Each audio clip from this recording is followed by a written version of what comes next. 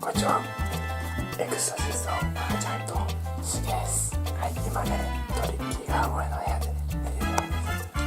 なんで、ちょっとトリッキーに喋っていきたいと思います。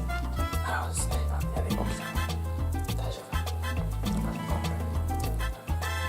胡椒を使って本当にくしゃみが出るのかっていう実験をちょっとやっていきたいと思います。じゃあ、行ってみよう。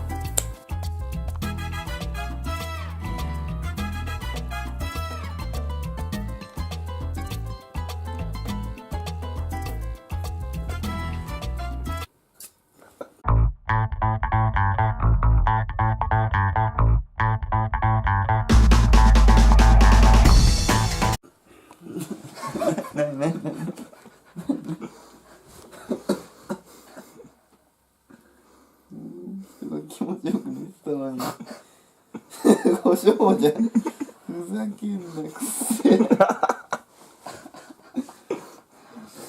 そ。ハクションみたいな。ハクションなんだよ。ハクション。